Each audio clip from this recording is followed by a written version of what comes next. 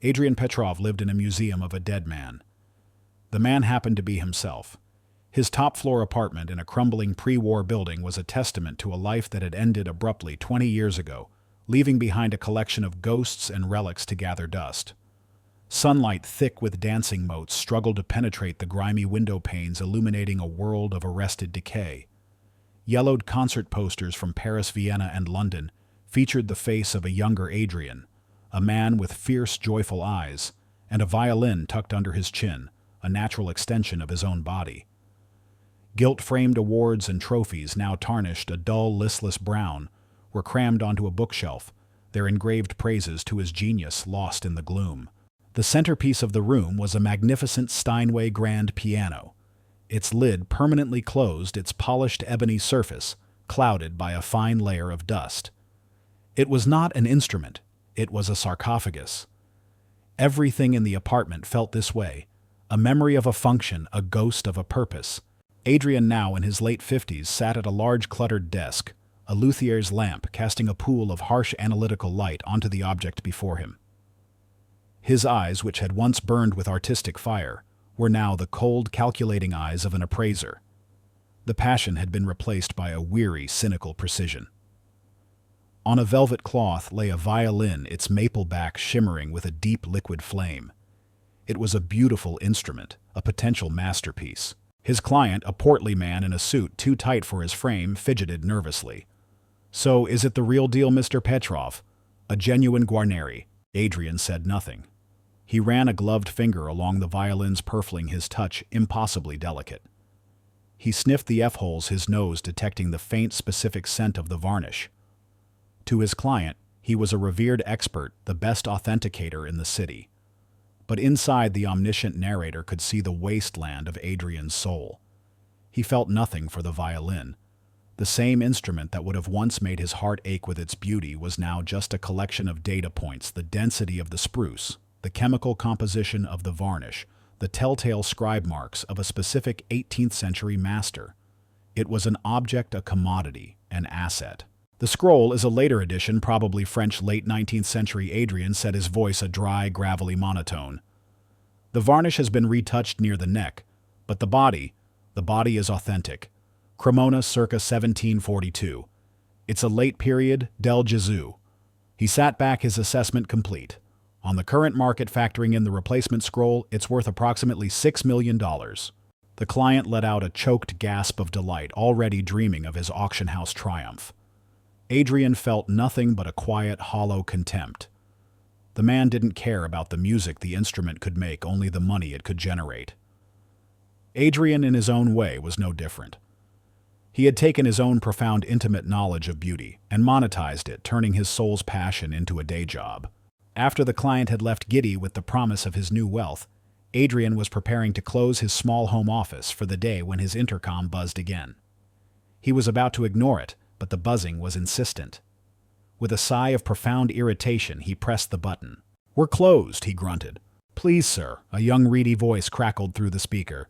"Mr. Petrov, I was told you could...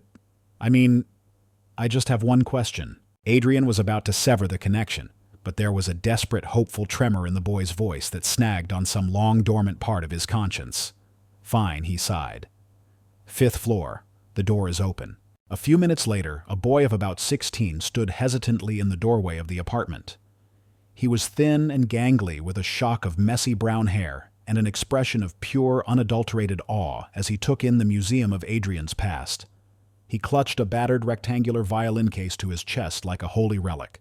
"Mr. Petrov, I can't believe I'm in your apartment," the boy stammered. "I've seen all your old recordings on YouTube. You are a genius." Adrian felt a familiar bitter taste in his mouth. "I'm retired, kid, and I'm not a genius. I'm an appraiser. What do you want? Is that instrument what you wanted to ask about?" "Yes, sir," the boy said, his nervousness making him talk too fast. "My grandmother gave it to me. She said it was my grandfather's. It's not a fancy one, I know, but I was wondering what it was." With a long-suffering sigh, Adrian gestured to the desk. "Put it there." The boy reverently unlatched the cheap, worn case. Inside, nestled in a faded blue lining, was a violin. It was a factory-made student model, probably from the 1970s, its varnish a cheap, shiny orange, its wood a pale, characterless laminate. It was in a word, junk. It's a German trade violin, Adrian said dismissively, not even bothering to pick it up. Plywood. Worthless. Maybe $50, and that's mostly for the case. There. Your question is answered. He turned away, a clear signal for the boy to leave. But the boy didn't move. I know it's not worth anything. He said, his voice quiet, but full of a desperate intensity. But it's all I have. I practice 5 hours a day. I can't get it to sound the way it sounds in my head. Is there anything I can do to make it better? He looked at Adrian, his young face a picture of pure, earnest passion. Please. And then he did the one thing that could have possibly broken through Adrian's cynical shell. He picked up the instrument and began to play. The piece was Bach's Chaconne in D minor, one of the most difficult and profound pieces in the violin repertoire. The boy's technique was a mess. His intonation was off, his bow hold was clumsy, his phrasing was all wrong. It was a technical train wreck. But through it all, through the squeaks and the sour notes, there was something else. There was a raw, unbridled passion. The boy wasn't just playing the notes. He was wrestling with them, trying to force this cheap wooden box to speak a language of immense transcendent beauty that it was not equipped to speak. Adrian listened, his initial irritation slowly, reluctantly being replaced by a more complex emotion. He was annoyed by the boy's lack of skill, but he was also, in some deep, buried part of his soul, moved by his desperate, hopeless love for the music. The boy finished, his face flushed with the effort. See, he said, his voice full of frustration. It sounds terrible. Adrian was silent for a long moment. The teacher in him, the artist he had spent 20 years trying to murder and bury, was stirring. It fought against the bitter, cynical shell he had so carefully constructed. And to his own immense surprise, the teacher won. It sounds terrible because you're fighting it. Adrian grumbled, the words coming out against his will. And your bow hold is atrocious. Give me that. The boy handed the bow over his eyes wide with a mixture of fear and hope. Adrian's long, elegant fingers, which had just appraised a multi-million-dollar instrument with cold detachment, now held the cheap fiberglass bow with a familiar, practiced reverence. Your thumb, Adrian said, his voice taking on the clipped, precise tone of a masterclass instructor. It's too stiff. You're choking the sound. It needs to be curved, relaxed, like this. He gently repositioned the boy's thumb on the bow's grip. The bow is not a club to beat the notes with. It is a lung. It is how the violin breathes. He then took the violin from the boy. And this sound post, he said, peering through the F-holes. It's in the wrong place. No wonder it sounds like a dying cat. He walked over to a dusty tool chest and retrieved a small specialized tool, a sound post setter. With the deft, practiced movements of a surgeon, he inserted the tool into the violin, and with a few tiny, almost imperceptible nudges, he shifted the small wooden dowel inside the instrument by less than a millimeter. Now, he said, handing the violin back to the boy. Try again. From the arpeggio section. And for God's sake, breathe with the bow. The boy, looking terrified and inspired, put the violin under his chin. He took a breath, relaxed his thumb, and drew the bow across the strings. The sound that emerged was completely different. It was still a cheap violin, but now it had a voice. The tone was warmer, more resonant, the notes fuller. The small, simple adjustments had unlocked the instrument's hidden, humble potential. The boy played for another minute, his eyes wide with disbelief at the beautiful sound he was now making. He stopped and looked at Adrian, his face shining with a joy so pure and overwhelming it was almost painful to witness. How did you do that?" he whispered. "The soul of the violin lives in the millimeter," Adrian said, the old aphorism of his own master teacher falling from his lips before he could stop it. He felt suddenly exposed, as if a part of his old self had just been caught naked in the light. He turned away, his gruffness returning like a shield. "That's all. Now get out. I'm closed." The boy, stammering his thanks, practically floated out of the apartment, leaving Adrian alone in the sudden, profound silence. The encounter had unsettled him, leaving an ache in his chest that was both familiar and strange. It was the ghost of the man he used to be, and he did not welcome its presence. That evening, his solitude felt heavier than usual. He opened a can of cold tomato soup and ate it, standing over the sink, the metallic taste a familiar part of his joyless routine. He turned on the television to a loud, brainless game show, the manufactured laughter and applause a bulwark against the possibility of silence or worse, the possibility of music. As he walked through the living room later that night, he passed the locked piano bench. It was a beautiful piece of furniture made of rosewood, its legs intricately carved. It was the only object in the room that was free of dust, as if his subconscious still forced him to care for it. His hand of its own volition rose and hovered over the brass keyhole. The omniscient narrator knew what was inside. Not sheet music, not old trinkets, just one thing. A small singed photograph that had been found in the wreckage of his home, the home that had burned to the ground 20 years ago. A photograph of his wife Elena's hands, her long, elegant fingers resting on the fingerboard of her violin. It was the last piece of her he had left. It was a memory so saturated with love and a pain so absolute that he had locked it away, believing that if he never looked at it again, he might one day forget the agony of her loss. His fingers brushed the cold brass of the lock. He could open it. He could face the ghost that haunted this mausoleum of an apartment. But he couldn't. With a shudder, his hand dropped to his side. He turned away from the bench and retreated to his bedroom, leaving the music, the memory, and the man he used to be all locked away together in the silent, waiting darkness. The encounter with the young violinist left an unsettling residue in the quiet, stagnant air of Adrian's life. It was like a stone thrown into a still, murky pond, the ripples disturbing sediment that had lain dormant for 2 decades. For the rest of the day, he found himself restless, unable to focus on the dry academic details of a certificate of authenticity for a 19th-century French cello bow. He felt the ghost of his former self, the passionate teacher, lurking in the corners of his apartment, and the presence was unwelcome. That evening, he needed to escape the mausoleum.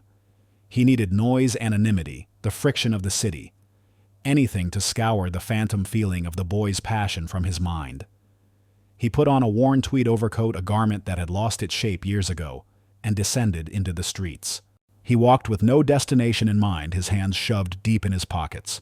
He deliberately chose a route that took him far away from the city's glittering cultural heart. He avoided the grand colonnaded entrance of the symphony hall where he had once been a celebrated soloist. He skirted the edges of the theater district, where the brightly lit marquees felt like an affront to his own darkened inner world.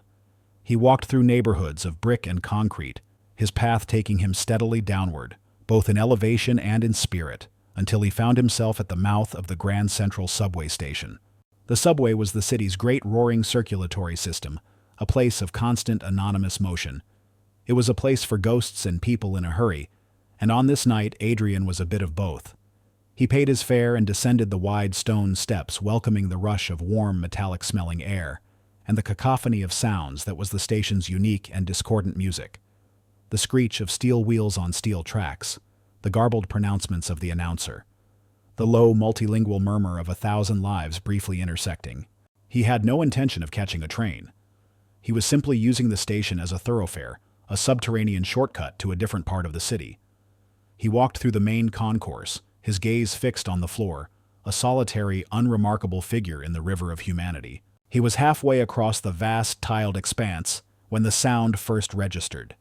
It was faint at first, a thin silver thread of melody weaving its way through the thick, noisy tapestry of the station. A violin. He almost dismissed it.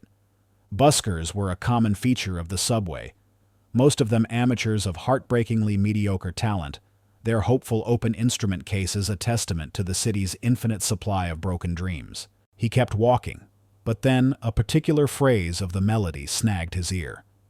It was a mournful descending sequence of notes, with a strange, almost dissonant harmony underneath. It was not a simple folk tune or a mangled pop song. It was complex, and it was familiar. The familiarity was a physical sensation, a strange, unsettling prickle on the back of his neck. It was a tune he felt he knew but couldn't place, like the face of a person seen once in a long-forgotten dream. He stopped, his head tilted, trying to isolate the sound from the surrounding din. The irritation he felt was profound. He hated musical puzzles he couldn't immediately solve. It was an affront to his own encyclopedic knowledge. He turned, compelled by a force he didn't understand, and began to follow the sound. It led him away from the main concourse, down a long, echoing tunnel that connected to the downtown lines. The music grew louder, clearer, its sorrowful beauty more pronounced with every step he took. It was a melody of incredible sadness, but also of a strange, resilient beauty. A single perfect rose growing in a crack in the concrete. He rounded a final corner and saw her. She was standing against a tiled wall in a small alcove between a shuttered newsstand and a grimy maintenance door. She was a small, thin girl, perhaps 14 years old, dressed in a simple, clean but worn-out coat.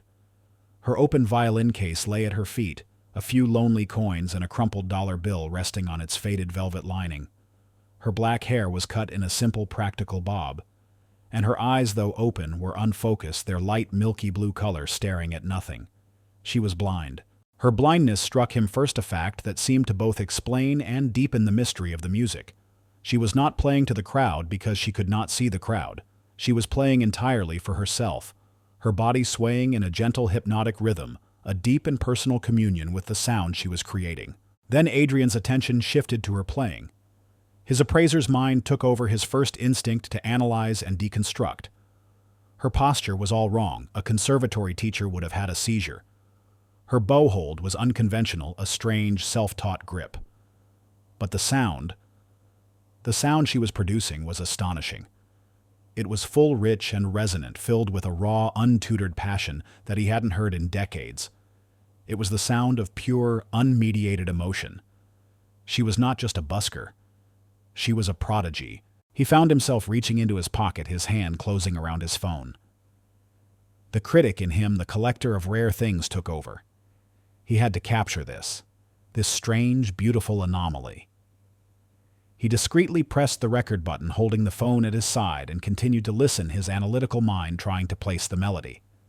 It sounded vaguely Eastern European, perhaps, with the melancholic soul of a Russian folk tune, but the harmonic structure was more complex, more modern. She moved from the introduction of the piece into its main theme, and it was here that Adrian's world began to tilt on its axis. The melody, now played with a growing confident strength, was no longer just familiar. It was a direct note-for-note echo of something from the deepest, most sealed-off vault of his memory. His heart began to beat a little faster. He felt a cold sweat begin to form on his brow. It couldn't be. It was just a coincidence.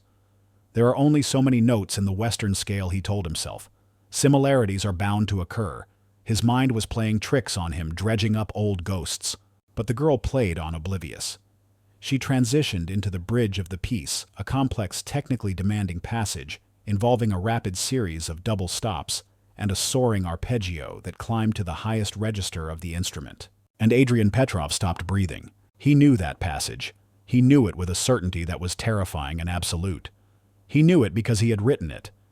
He had written it on a rainy afternoon in the spring of his 35th year in the small, sun-filled apartment he had shared with his wife. He had struggled with that specific arpeggio for a week, trying to capture the exact feeling of a heart soaring with a joy so profound it was almost painful. He stumbled back a step, leaning against the opposite wall of the tunnel for support. His mind was reeling a maelstrom of denial and dawning, horrified recognition. No, it was impossible. Utterly, completely, metaphysically impossible. The piece of music, the only major composition he had ever completed, had been a deeply personal work. A tone poem for his wife, his muse, the brilliant violinist Elena. He had called it An Elegy for Elena. The title had been a dark private joke between them, an elegy for a woman who was vibrantly, incandescently alive. And she had been the only person to have ever played it. And the only manuscript, the single handwritten copy of the score, had been on the piano in their living room on the night of the fire. The fire that had taken Elena. The fire that had destroyed his home, his priceless Amati violin, and his entire world. The fire that had burned his music and his soul to ash. No copies had been made. No recordings existed. The song had died with her. It existed now only in the shattered, grief-stricken memory of one man himself.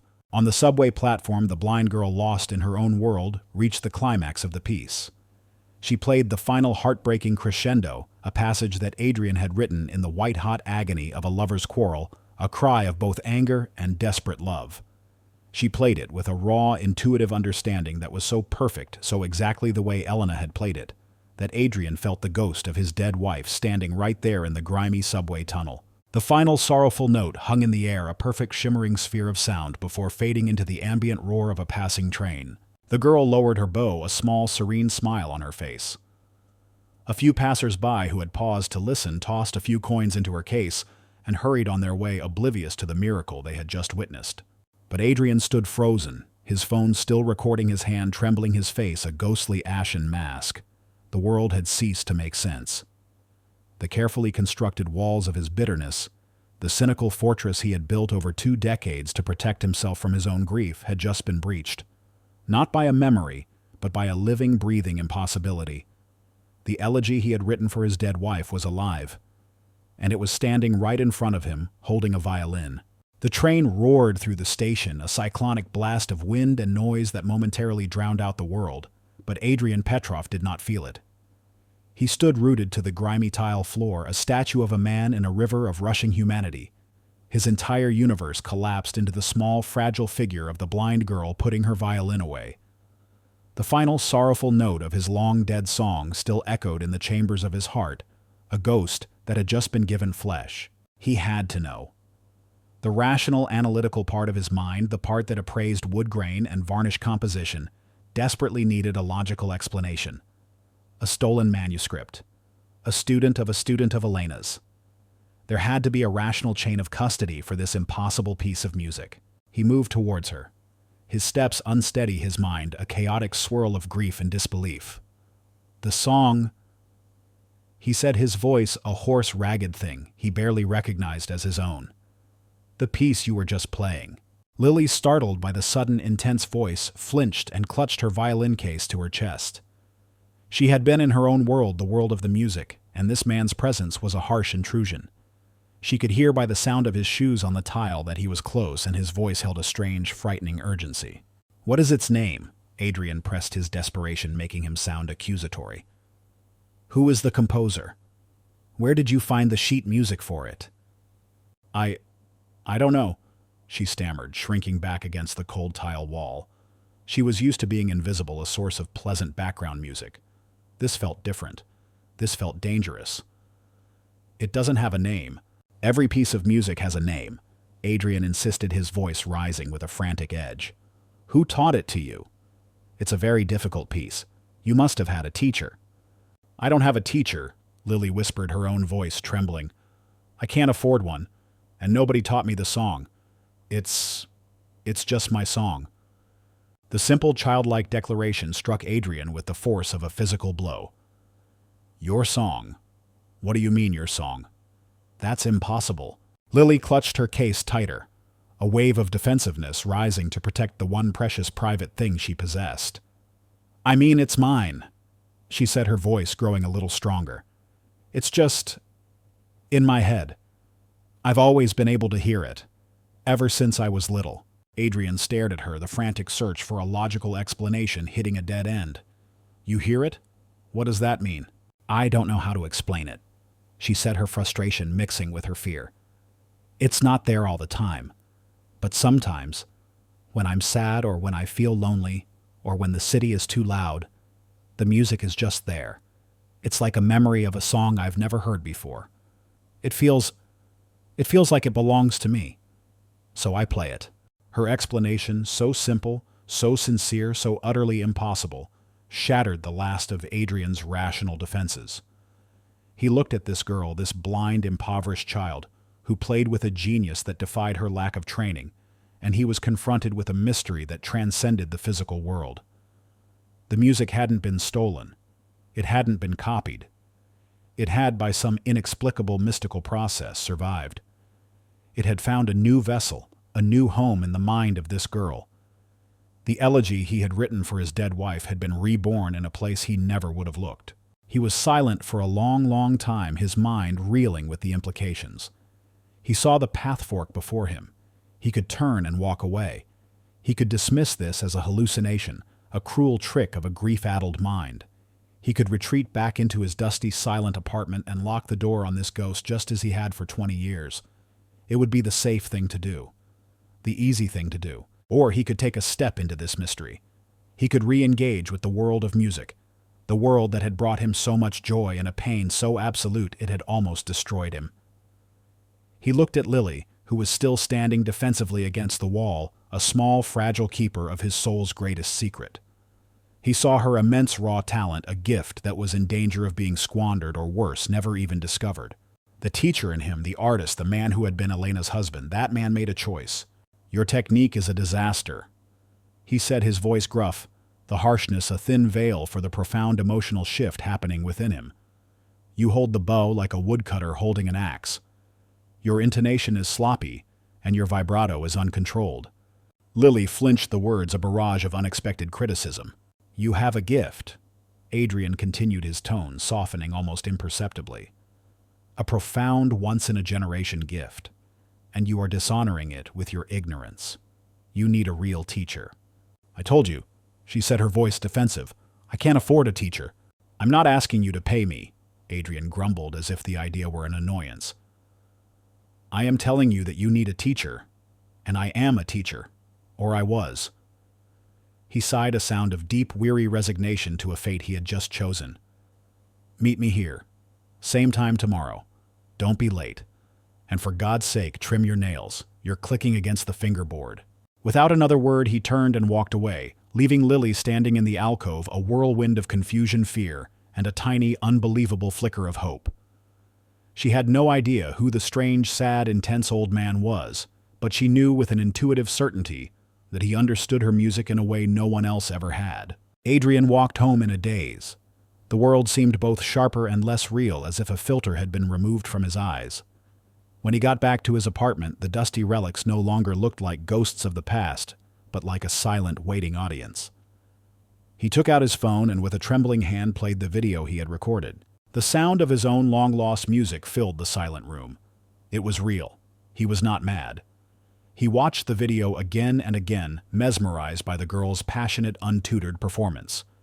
He needed a second opinion. He needed an anchor in reality. He opened his laptop, his fingers stiff and clumsy on the keyboard. He navigated to a familiar website, an influential classical music blog called The Fifth Line, run by a man named David Chen, a music critic he had known and respected in his former life. He composed a short, cryptic email. "David, it's been a long time. Came across this in the subway tonight. An interesting anomaly. Wondered what you would make of it. AP." He attached the video file, his finger hovering over the send button for a full minute before he finally clicked it. It was a small act, but it felt momentous. He had just opened a door he had kept sealed for 20 years. The response was faster and more explosive than he could have ever imagined. 2 hours later, a new post appeared on The Fifth Line. The headline was sensational. "The Subway Angel is this unknown blind prodigy. The most astounding new talent in a generation." The post contained Adrian's video and David Chen's breathless, effusive praise. He lauded the girl's raw talent, her emotional depth, and the haunting, unidentifiable beauty of the piece she was playing. The post went viral. Within hours, it had been shared by thousands of musicians, conservatory students, and classical music fans around the world. The comments section exploded with speculation and awe. Who was she? And more importantly, who wrote that incredible, heartbreaking music? Thousands of miles away, in a minimalist glass-walled mansion overlooking the foggy hills of London, the world-renowned composer Sir Julian Croft was preparing for the premiere of his much-anticipated Fourth Symphony. He was the toast of the classical music world, a man showered with awards, accolades, and a reverence bordering on worship. He was known for his grand, emotional, and profoundly melodic compositions. His assistant, a young, eager woman, approached him with a tablet. "Sir Julian," she said, "you have to see this. It's a video that's absolutely everywhere this morning. They're calling her the Subway Angel."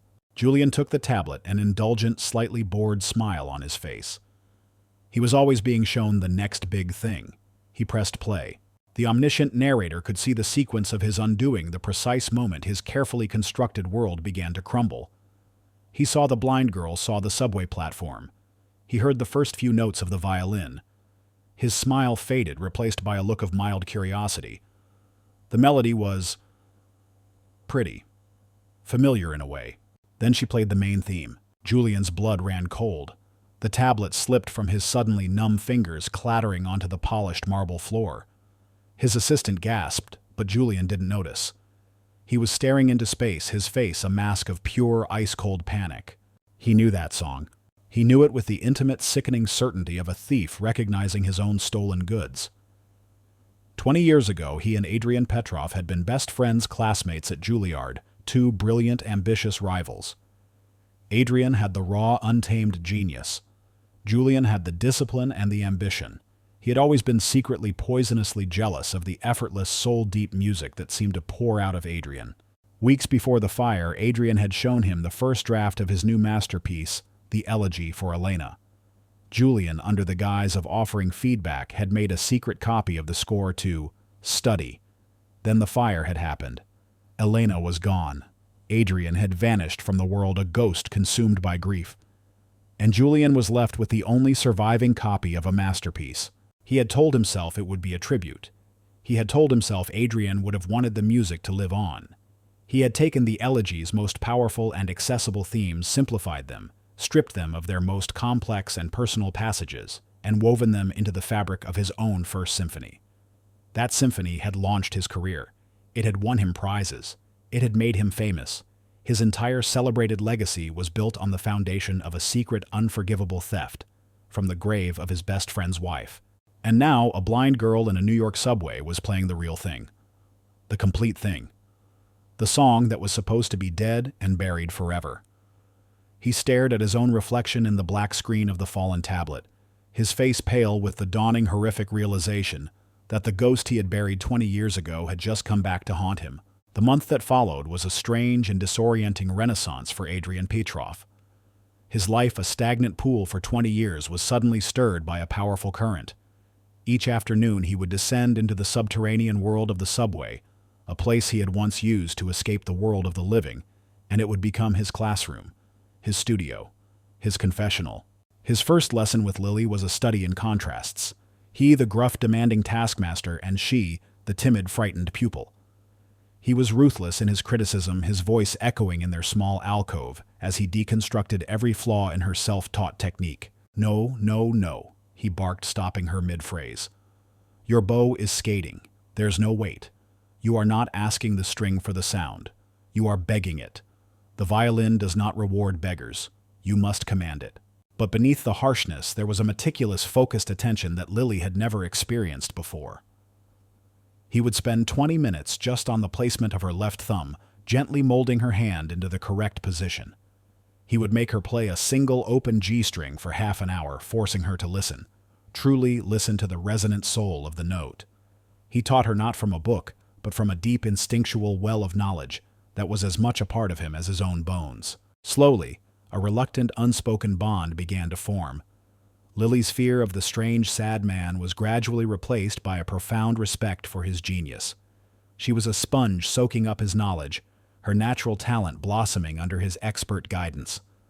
Her tone grew richer, her intonation more precise, her playing more confident, and Adrian, almost against his will, began to change. He had approached this as a selfish endeavor, a way to hear his lost music to solve a mystery. But he found himself beginning to care for the girl herself. He noticed the worn, thin soles of her shoes, the way she would sometimes shiver in her inadequate coat. One afternoon, he arrived with a thermos of hot soup and a bag of new, expensive violin strings. He presented them to her gruffly, as if they were an inconvenience. "Your strings are dead," he grumbled, avoiding her eyes. "You cannot produce a living sound with dead strings, and you are too thin. You cannot play with strength if you do not eat." Lily's quiet, beaming smile of gratitude was a warmth that Adrian found both unsettling and, to his immense surprise, not entirely unwelcome. The viral video of Lily had not gone unnoticed by the city's cultural institutions. An official invitation arrived via the music blogger David Chen. Lily was invited to compete in the prestigious All-State Youth Concerto competition. The grand prize was a full scholarship to the Juilliard School. For Lily, the idea was terrifying. Juilliard was a name from a different universe. But for Adrian, it was a thunderclap of destiny. This was the stage. This was the arena where the Elegy for Elena would be heard by the world, where his music and his wife's memory would be resurrected. "You will do it," he told Lily, his tone leaving no room for argument. "It is time for the world to hear your song." His conviction was so absolute that it overrode her fear. For the next 2 weeks, their lessons intensified their focus, narrowing to a single point, preparing the Elegy for the most important performance of their lives. In his London mansion, Julian Croft watched these developments with a growing sense of ice-cold panic. He had initially hoped the subway angel would be a fleeting internet curiosity. But now, with the news of the concerto competition, the threat was becoming terrifyingly real. This blind girl and her mysterious anachronistic teacher were on a collision course with his carefully curated life. He knew the elegy was a far superior, more complex, and more emotionally profound work than his own First Symphony, which had been built from its stolen bones. If she were to perform it on a major stage in front of real critics, people would ask questions. The right people, like the elderly critic on the judging panel who knew his and Adrian's early work, might even know the answers. He had to stop it. He couldn't resort to threats or violence. That was too clumsy. His methods, like his compositions, were more subtle. He made a call to his agent. "I feel the need to give back to the next generation," he said, his voice a smooth purr of false philanthropy. "I understand the all-state competition is next week. See if they might have room for a last-minute celebrity guest judge, would you?" Of course they had room. They were ecstatic. The arrival of Sir Julian Croft in New York for the competition was a major coup. The organizers, including the competition's famously pompous conductor, Maestro Valerius, treated him like visiting royalty. Julian was charming, humble, and utterly brilliant in his manipulations. The omniscient narrator could see him at the pre-competition gala, a glass of champagne in his hand, engaged in a casual conversation with Valerius and the other judges. "I saw the viral video of your subway prodigy," Julian said with an indulgent smile. "Quite a charming story, and the piece she plays is very evocative." He took a sip of champagne. "It's funny, the central theme. It reminds me so much of a melodic idea I was toying with for my first symphony back in my conservatory days. It's remarkable, isn't it, how these musical ideas float in the ether?" He then leaned in, his voice dropping to a confidential tone. "And the blindness, it's a very powerful narrative tool, very compelling for an audience. One must be careful, of course, that the narrative doesn't overshadow the actual talent." He had not made a single direct accusation, but he had expertly planted the seeds of poison. The girl was a gimmick, and her song was a plagiarism of his own far more famous work. The seeds took root in the fertile ground of the competitive and often catty classical music world. The day of the competition, the grand old concert hall was an intimidating cathedral of sound and history. For Lily, who navigated the world through her ears, the sensory experience was overwhelming. The echoing vastness of the space, the scent of old wood and rosin, the nervous energy of the other contestants. It was a far cry from the familiar rumble of her subway platform. Adrian stayed by her side, a strange, grim guardian angel. He insulated her from the chaos, guiding her through the maze of backstage corridors. But he could not protect her from the whispers. As they waited in the wings for her turn to go on stage, Lily overheard two other contestants, two immaculately dressed girls from a prestigious conservatory, talking in sharp, cruel whispers. "That's her," one of them said. "The blind girl. I heard she isn't even fully blind. She just fakes it for sympathy." "And did you hear her song in the rehearsal?" the other added, her voice dripping with scorn. "It's a complete rip-off of Croft's First Symphony. The main theme is identical. She's a fraud.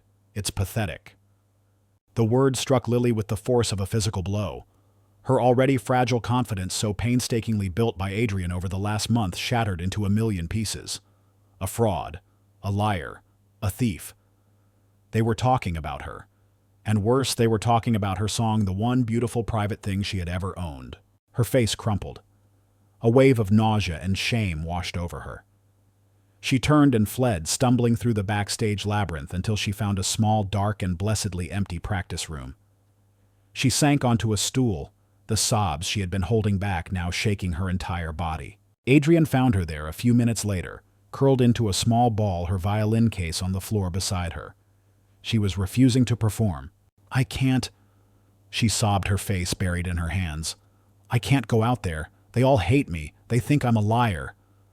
She looked up at him, her face a mask of pure agony. "And they said I stole my song, my music. They said it belongs to someone else. Is that true? Did I steal it?" Her question was a dagger in Adrian's heart. He, in his selfish quest to reclaim his own past, had inadvertently destroyed this innocent girl's one source of joy. He had dragged her into his own tragic, complicated history, and now she was paying the price. He knelt before her, his old knees cracking in protest. He looked at her tear-streaked face, and for the first time he felt something more than just a connection through music. He felt a deep, profound, and fiercely protective love. "No," he said, his voice a low, intense whisper. "You did not steal it. The song is not stolen." He took a deep, shaky breath, the truth he had kept locked away for 20 years finally forcing its way to the surface. "The song is a gift. It was given to you by someone who loved it very, very much." "Who?" Lily whispered. Adrian's eyes grew distant, looking back across 2 decades of pain. "Her name was Elena." He said the name feeling strange and foreign on his own tongue. "She was my wife, and she was the most brilliant violinist I have ever known. The song was a gift I wrote for her. And now, by some miracle I will never understand, she has passed it on to you." He reached out and gently took her hands, his touch surprisingly steady. "You are not a fraud, Lily. You are a miracle. And you are the only person in the entire world who can play this music the way it is meant to be heard. You are not playing for those judges. You are not playing for that audience. You are playing for the music. You are playing for Elena." He stood up, his decision made. "But if it is too much, we will walk out of here right now. We will go back to the subway, and the song will be ours alone again. The choice is yours." He had offered her an escape. But in telling her the truth, or a part of it, he had given her something far more powerful, a purpose. She was no longer just a girl with a melody in her head.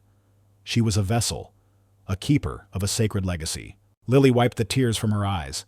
She stood up, her small frame seeming to gain a new, unshakable strength. She picked up her violin. "No," she said, her voice clear and steady. "I'll play. For Elena." The walk from the wings to the center of the stage was the longest journey of Lily's life. To the audience, she was a small, solitary figure, a child in a simple black dress guided by the gentle hand of a stage manager to a single chair and a music stand she would not use. But to Lily it was a terrifying pilgrimage into a vast, echoing emptiness. Though she could not see the thousands of watching eyes, she could feel them. She could feel their skepticism, a cold, hostile presence in the air. She could hear the rustle of their programs, the faint, judgmental coughs. The whispers she had overheard backstage, "fraud, liar, thief," echoed in her mind, a venomous chorus. She found her chair, the geography of the stage memorized from the brief, tense rehearsal. She sat, her small form looking utterly lost on the vast, polished expanse of the stage. The warmth of Adrian's hand as he had squeezed her shoulder one last time before she'd walked out was already fading, leaving her cold and alone. His final words to her were a desperate mantra in her head. "Play for Elena. Play for the music." From his seat at the judges' table, Sir Julian Croft watched her with an expression of cool, confident amusement. His plan had worked perfectly. He had spent the intermission mingling with the other judges and patrons, subtly reinforcing his narrative. He had spoken with Maestro Valerius, the conductor, lamenting the pressures of viral fame on the young, and noting again the uncanny, if somewhat juvenile, similarity of the girl's melody to his own early work. He had successfully poisoned the well. Now all he had to do was watch as the nervous, untutored child inevitably crumbled under the pressure. His legacy was safe. Maestro Valerius gave a perfunctory tap of his baton. He looked at Lily with open dismissal, a man of immense ego, forced to waste his time on a piece of internet fluff. The orchestra was silent behind him. This was a solo performance. Lily took a deep, shuddering breath. She could feel the weight of the silence, the crushing expectation of the room. She raised her violin, the familiar smooth wood, a small comfort under her chin. She lifted her bow. This was the breathless moment, the fulcrum on which her and Adrian's entire world was balanced. Her bow hand trembled, a small, violent tremor she could not control. She touched the bow to the string and drew the first note of the elegy for Elena. The sound that emerged was a pale, thin, reedy thing. It was fragile, wavering, and horribly sharp. It was the sound of pure, unadulterated fear. A low murmur, a collective sigh of disappointment rippled through the audience. The rumors, it seemed, were true. She was just a nervous girl, a gimmick, a story far more compelling than her actual talent. Maestro Valerius let out a barely audible sigh of impatience.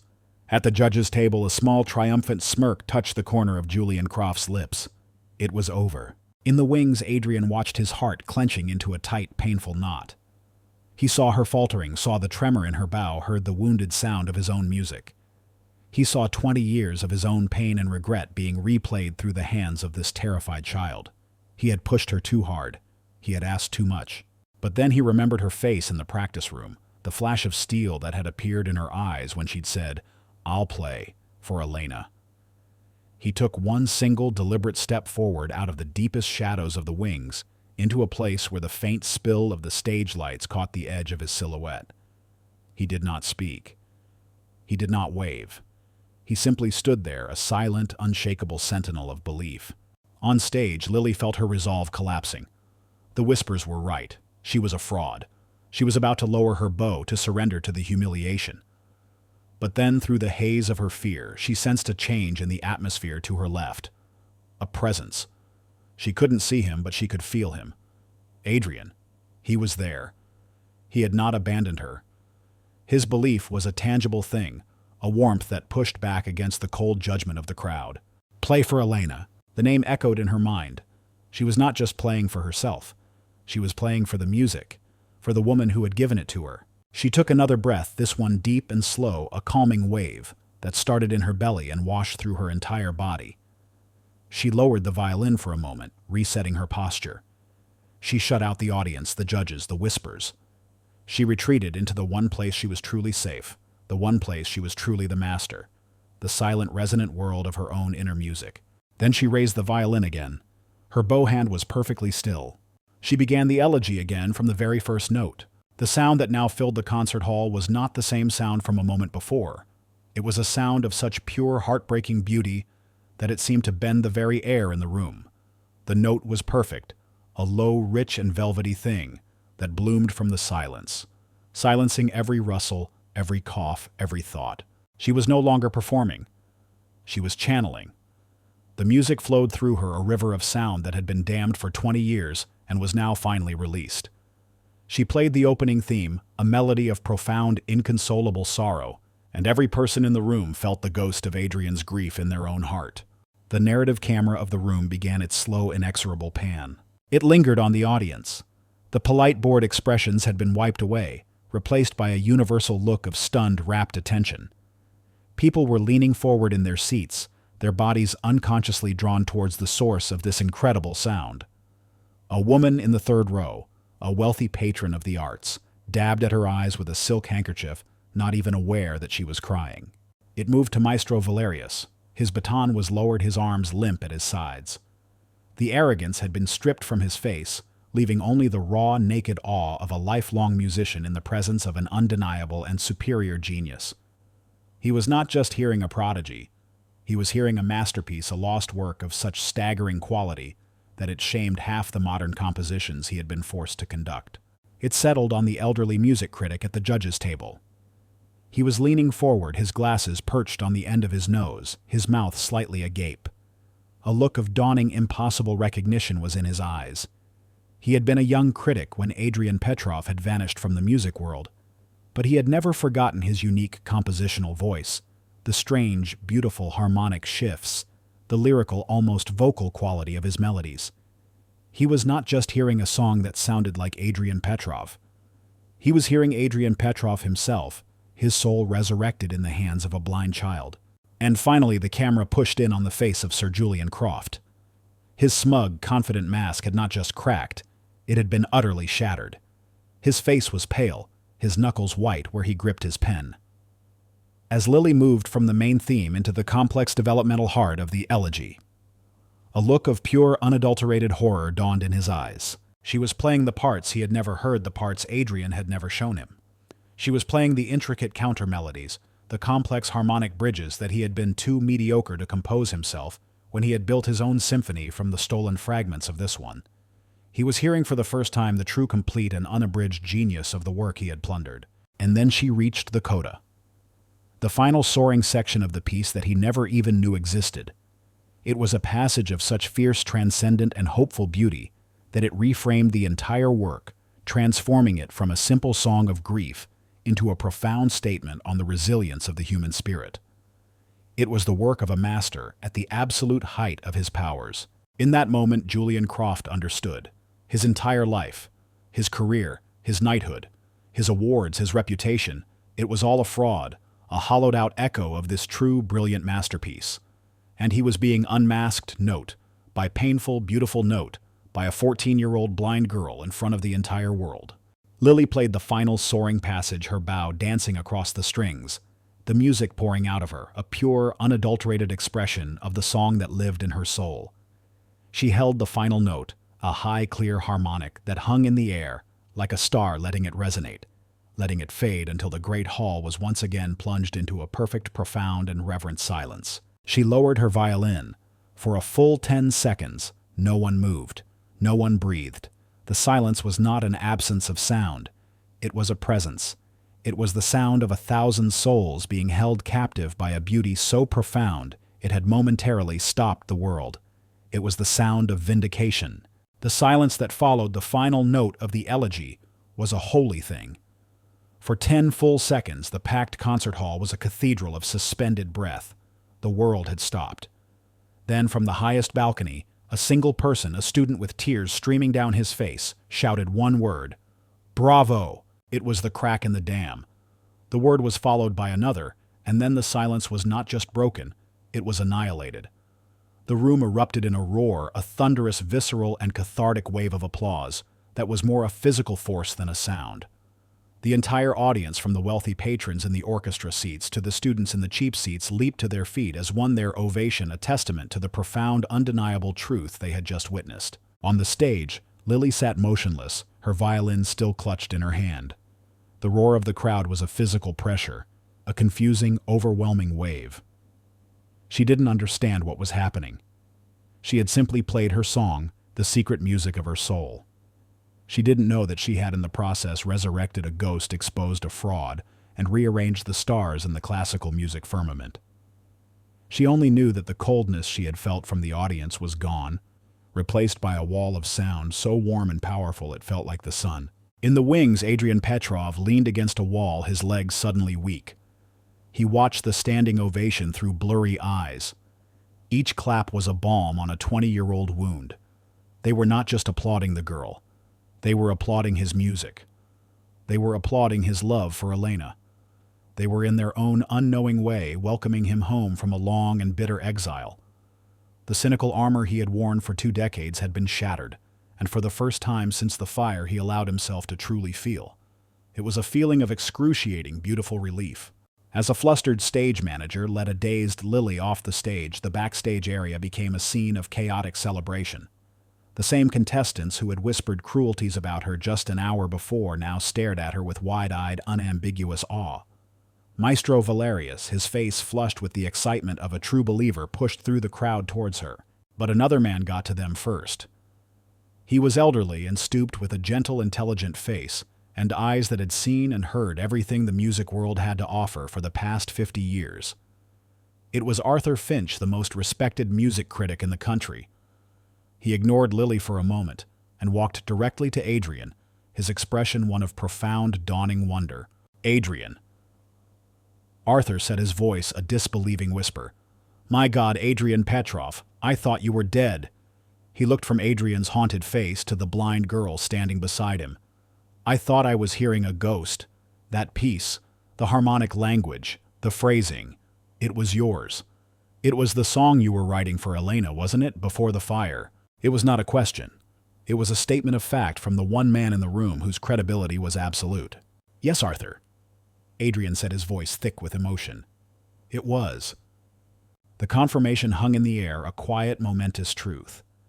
Before anything more could be said, Julian Croft, his face a pale, sweating mask of panic, tried to slip past them, heading for the backstage exit. He needed to disappear before the net closed around him. But Arthur Finch's voice, now cold and sharp as a shard of ice, cut through the air. "Julian." Julian froze his back to them. "I think you owe your old friend an explanation."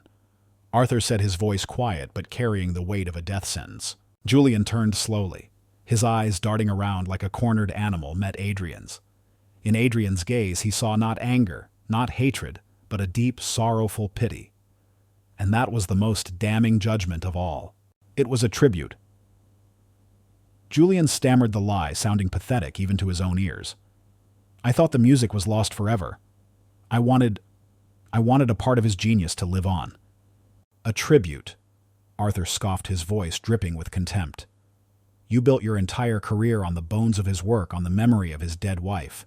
You didn't pay tribute, Julian. You committed grand theft soul. I knew Adrian's talent, and I knew yours. I always wondered how you had made that great leap forward. Now I know. You didn't leap. You were a grave robber.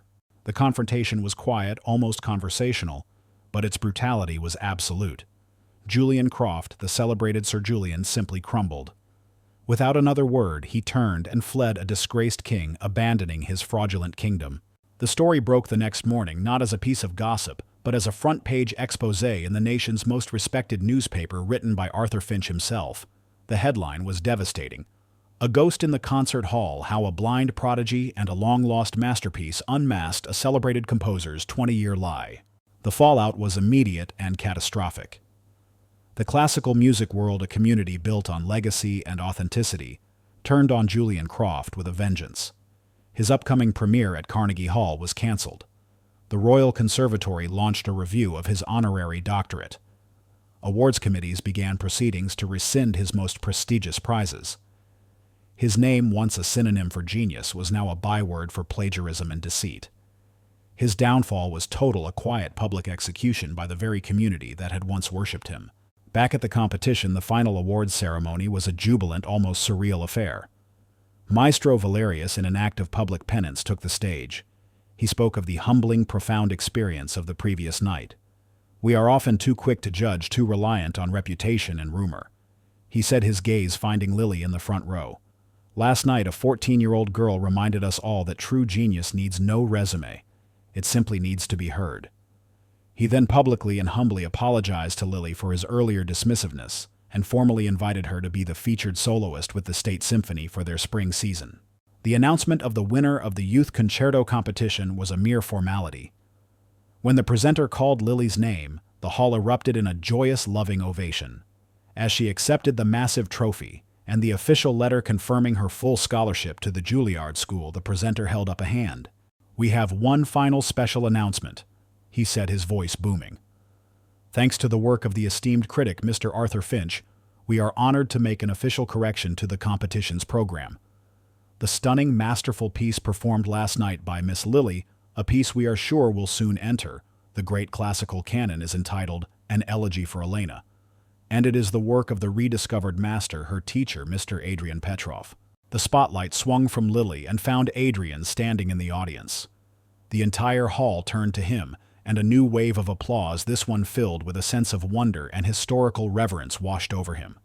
He stood there blinking in the bright light, a man who had walked into a subway tunnel a month ago as a ghost and was now being resurrected in a concert hall. A few days later, Adrian's apartment was a different place. The windows had been thrown open, and for the first time in years, fresh air and bright sunlight streamed into the dusty room. The floor was littered with opened mail and newspapers, all detailing the story of his incredible return. The phone, which had been silent for decades, now rang off the hook with calls from agents, concert promoters, and university music departments. He ignored it all. He was sitting at his kitchen table with Lily. They were not teacher and student today. They were friends sharing a simple lunch of sandwiches and tea. The atmosphere was one of quiet, peaceful disbelief. "So," Lily said after a long, comfortable silence, "Juilliard, it's a big deal, isn't it?" "It is." Adrian smiled, a real, genuine smile that seemed to erase 20 years of bitterness from his face. "But you are a bigger deal. You will do just fine. Only if you're there," she said, her voice quiet. "I still need my teacher." "I will be there," he promised. A prestigious conservatory had already offered him a position as composer in residence, a job he had accepted that morning. He looked at her, at this blind girl who had somehow heard the music of his soul. His gratitude was a thing so immense he could not find the words for it. "You know," he said, his voice thick with emotion, "you didn't just give me my music back, Lily. You gave me my life back. You filled this old quiet house with sound again." He stood up and walked over to the grand piano. He unlocked the bench, an act he had not performed in 20 years. He reached inside and took out the charred photograph of Elena's hands. He looked at it for a long moment, then brought it over and showed it to Lily. She traced the shape of the hands with her delicate, sensitive fingers. She would have loved you, Adrian whispered. And she would have loved what you have done for her song. He then reached back into the bench and pulled out a sheaf of clean white manuscript paper and a pen. He sat at the dining table, and for the first time in 2 decades, Adrian Petrov began to compose. He was writing out the Elegy for Elena from Memory Note by Perfect Painful Beautiful Note. He was no longer just an appraiser of other people's art. He was a creator again. The elegy, once a private memorial to all he had lost, was now a living, breathing thing, a roadmap to a future that, thanks to the impossible girl sitting across from him, was once again full of music. 2 years later. The air backstage at Carnegie Hall is a unique and sacred thing.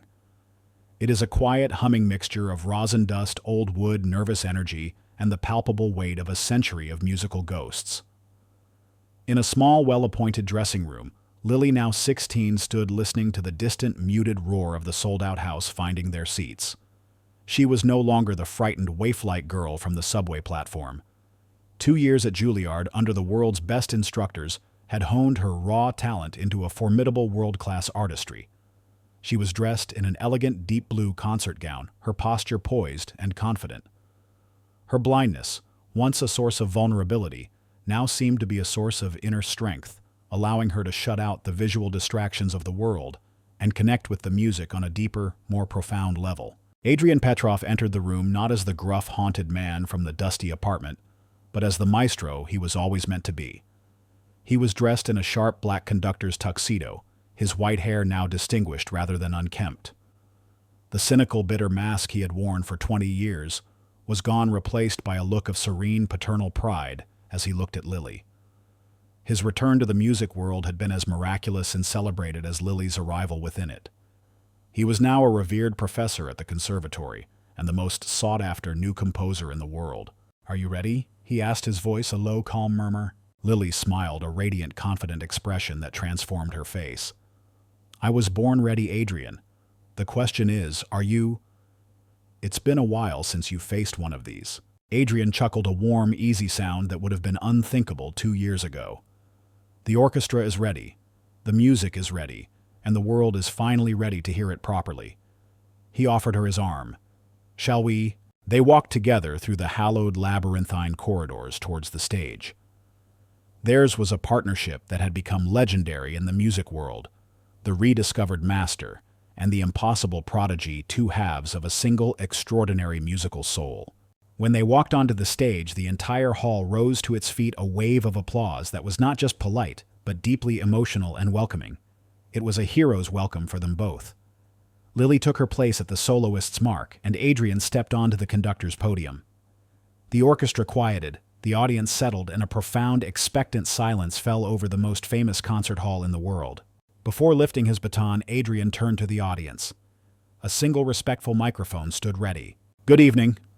He began, his voice, without a conductor's roar, was warm and intimate, yet it carried to the highest balcony. "Thank you for being here tonight. The piece you are about to hear is called An Elegy for Elena. It is a piece with a long and complicated history." A gentle, knowing ripple went through the audience. "I wrote it a very long time ago for my late wife, Elena. She was a brilliant violinist, and this was her song. For 20 years, I believed this music was lost forever, a private memory of a great love and a great loss. But music, I have learned, has a life of its own. It is more resilient than we are. And sometimes, if we are very, very lucky, it finds a way to come home." He looked over at Lily, his expression full of a love and gratitude that was immense. "The music found its way to this extraordinary young woman, and she in turn brought it back to me. She taught me that the music was never truly lost. It was just waiting for the right person to listen." He paused, his gaze sweeping the hall. This was the moment, the reason for the concert itself. Elena believed that music was not a luxury for the privileged, but a fundamental human right, a language that could and should be spoken by everyone. She believed that talent could be found anywhere, and that it was our sacred duty to help it flourish. In that spirit, tonight's concert is a benefit performance to launch a new organization born from this music and dedicated to her memory. It is called the Elena Foundation. He let the name settle in the quiet hall. The Elena Foundation will be dedicated to providing musical instruments, scholarships, and specialized instruction to blind and visually impaired children across the country. We want to ensure that any child who has music in their soul has the chance to give it a voice. Elena's song has returned to the world, and we in turn want to fill the world with new songs. He turned back to the orchestra, and to Lily his speech finished. He raised his baton. The purpose of the evening was now clear. This was not just a concert, it was a consecration. The first low, sorrowful notes of the elegy for Elena, now voiced by the full cello section of the orchestra, filled the hall. The sound was richer, deeper, and more powerful than it ever could have been with a solo instrument. It was the sound of a private grief transformed into a universal statement of human experience. Then Lily raised her violin to her chin and played the answering melody. Her tone was a thread of pure silver light, weaving its way through the dark, rich tapestry of the orchestra. It was the same melody she had played on the subway platform, but it was transfigured. Her raw, intuitive passion was now shaped by 2 years of virtuosic world-class training. Every note was perfect. Every phrase was breathtakingly beautiful. Adrian conducted with his entire being. He was not just keeping time. He was breathing with the music, shaping it, guiding it. His communication with Lily was a thing of wonder, a silent, telepathic connection. He would give a small, almost imperceptible gesture with his left hand, and she would respond with a subtle shift in dynamics, a slight quickening of her vibrato. They were two artists in a state of perfect, sublime union. The performance was a journey. They led the audience through the elegy's dark valleys of sorrow, through its complex passages of struggle and doubt, and then finally to its magnificent soaring coda. The part of the music Julian Croft had never known, the part that Adrian had written after he and Elena had reconciled after a terrible fight. It was a passage not of grief, but of forgiveness, of reunion, of a love so powerful it transcended all pain. In the context of the full orchestra, this final section was an explosion of triumphant, life-affirming joy. The final note of the piece, a high, clear harmonic played by Lily, hung in the air, shimmering in the reverent silence of Carnegie Hall. It was a note of pure, unadulterated hope. Adrian slowly lowered his baton. For a long, profound moment, the silence held a shared, sacred space between the musicians and the audience. Then the applause erupted. It was a physical, elemental thing, a roar of gratitude and overwhelming emotion that seemed to shake the very foundations of the old hall. Adrian turned from the orchestra and walked over to Lily, who was now standing, her face streaked with tears of joy. He took her hand, and they turned to the audience together. In that moment, as they stood hand in hand, bowing to the roaring, adoring crowd, the omniscient narrator could see the entire arc of their impossible story. He was no longer the haunted ghost in the mausoleum of his own past. She was no longer the lonely, frightened girl on the subway platform. They had, through the miraculous intervention of a lost song, saved each other. The music Adrian had written as a private elegy for his lost love had been reborn. It was no longer a lament for a single tragic death. It had become a symphony of resurrection, a testament to the enduring power of beauty and a living, breathing foundation of hope for a new generation. The song had come home, and in doing so, it had brought them both home together in the warm, golden, and eternal light of the music. If this story stirred your heart, if it reminds you that courage can alter destinies, and that light always finds a path even in the deepest darkness, please leave a comment. Share this story with those who need inspiration. Like, subscribe, and hit the bell to never miss our upcoming stories.